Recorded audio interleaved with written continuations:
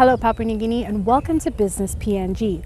On this edition of the show, we look at a renewable resource, the coconuts. Currently, 50 billion coconuts are grown annually in the world, 96% by poor coconut farmers. The coconut provides a substantial export income for many tropical countries, as well as food and drinks for home consumption and fuel and shelter. Luckily for us, coconuts are found all over the tropics of Papua New Guinea. Papua New Guinea is a nation of farmers. While agriculture only accounts for about 25% of the country's GDP, 85% of Papua New Guinean people are engaged in food production at a subsistence level. They grow food crops and breed domestic animals for their own communal use. Cash crops are then produced on any excess land, supplying a number of larger agri-businesses which aggregate and market their price. While this is encouraging, the commercial performance of the agriculture sector over the past decade has until recently been modest. Expansion of agribusiness has been inhibited by inadequate and poorly maintained transport infrastructure, marketing issues, and law and order problems. The commercial use of customarily held land is also legally complicated. Papua New Guinea is one of the leading coconut producer nations. Coconut production plays an important role in the country's economy, with the coconut trade being a major source of export revenue. However, production is generally concentrated in medium-sized farms. 3 products are made from the nut of the coconut palm: copra, copra oil, and copra meal. Most of the production is by smallholders and concentrated in New Britain, followed by Madang, New Ireland, and Bougainville. Copra, the dried meat of the coconut, remains one of our leading agricultural exports, despite global demand declining significantly in recent decades. In 2014, PNG exported more than 48,000 tons of copra, which was worth 63.7 million kina to the country, according to Bank of PNG statistics. This was a significant increase on 2013 as prices improved during the first half of the year. Prices have fluctuated throughout 2015 and 2016 as production from leading producers, including the Philippines and India, has dropped. As you know, our country basically started with copra. And all these years we have been, and copra is one of the lowest valued agricultural commodity both of the world market, compared to coffee and cocoa and oil palm and other things. But if our village people are selling the oil or something else that has more higher value, then the story would be different. So in essence, this new strategic plan is basically a focus to do that, to make the transition from copra to the high value of coconut products. People have told us that it's a sunset industry. It's an industry that is going to sleep and is not going to wake up. Interestingly, when I started to look at people who were making those observations, I realized that it was mostly from people who didn't grow up under a coconut tree. Because if you grew up under those trees, you will know what it is, how it has sustained the lives of our people for many generations. And so it's somewhat gives us great comfort that at last we have taken steps to revive that industry and bring it back to its glory days, where we can be able to depend upon it, not only for our livelihoods, but to give us cash. After the break, we visit some coconut farmers in the Abau District in the Cloudy Bay area as they discuss with us the benefits and challenges of farming coconuts.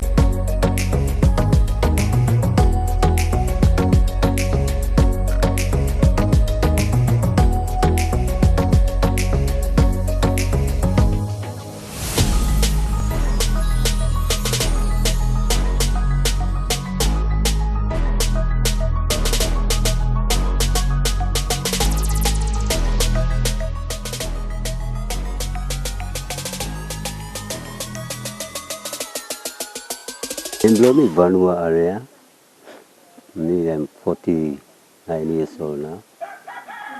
Okay. Coconut block by me, 15 acres of coconut plantation. We are living here since 60s, 1960s. Papa Blomi, I'm planting time, I'll walk Lomirani plantation. I'll walk, I'll come cut him, I'll get a GY down, walk him garden, I'll plant him all the coconuts. Coconut, time coconut fall down, me plus I'll kiss him, wound him, eat him, and ask him, Lord, is on in DY or sample, me plus I'll walk him, still want him, get sharp blow again, okay, me plus I'll ask him, rouse him skin blow again, okay, buruk him, lo knife, me plus by rouse him, this meat, sample, me plus by rouse him, meat, na dry him, lo sand. Okay, sun by piti me go and by dry, okay, mitla by pull up in lo bed, carry me come, and mitla by suck him tight one time with the DY or pipe, suppose pipes that. Plus some up in, car by come, kissing dollar most. Last time we were making from one bag, was 200 kina plus, depends on the weight. If I make all the coconuts from this block, we are about 15 bags or something. Because me got resource lo here, or some coconut, or fish, or rubber lo here. Now road blow is a bagger up, all get a time rain punda. Now me place lines are some hard time lo, finding fund or some school fee or life blow me or some members should look good lo this place line lo, road and life blow me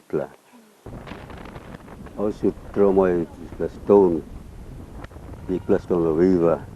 I'm also mud tassel or some cover in the time of rain and potholes again and bagger. If you come now you look and finish road and bagger.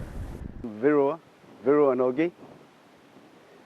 I'm about 73 years old now. And we are now at Baramata number 4. 2 years ago, Mango Graham was the fellow who I knew him before. So when he came up from Australia, he asked me to do his coconut thing. So we started about, I think last year. And I've asked all the village people, and they helped me to make copra, you know. But not only in this area. I'm in Baramata number 4 village. I went as far as Boru village. That's in Cloudy Bay area. Yeah. At this time, people, they don't really have income at this stage. You know, it's hard for them. So when Mango asked me to start this coconut thing, I was very happy to help, help the community people. So they started to make copra now, and they benefit out of from copra. When we started, it was people were, happy about making copra. So they make a lot of, plenty of copra. So from there, they end there, when I pick all the copras up, I normally ask the PNG owners to transport the copra down to MaxtoneHaus at Mosby. So that we used to do. Yeah. Road problem was the biggest problem I used to face, because at the moment, as you know, that our road is it's worse than ever.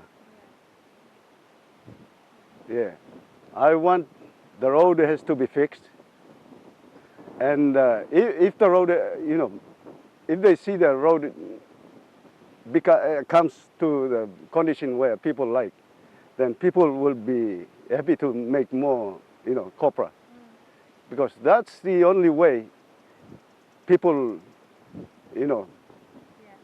ending their income. Yeah, that's the only way. Because if you go around every villages, they only rely on fish. But people not every people go, get their income out of fish. Because most people are, they are farmers in the community. So they have coconut trees. So that's where they're gonna end their, Up next, we feature an SME breaking new ground in the organic coconut industry.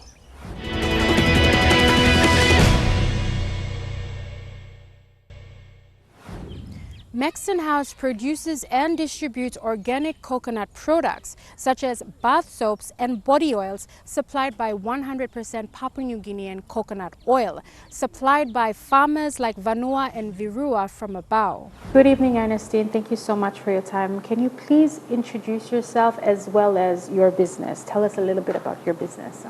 Well, for me, coconut oil always has been a part of my life. And coconut products, from cooking to the oil itself as a health and beauty product. Sure. This is before I even came to Papua New Guinea to start my business in Australia. But it goes back further than that because my family was in the export of copra, which we are also doing ourselves now. Okay. Copra to my family was education to me and some of my siblings. So for me to come back to PNG, I wanted to do something that I enjoyed doing, that I knew was going to be helping the economy, the people, and we decided, my partner and I, my husband and I, Mungo, on let's get into coconut oil. He says that he's the one that suggested to me, why don't you do coconut oil? You like the product. He actually suggested coconut soap. And I dabbled in soap and I thought, I enjoy making soap.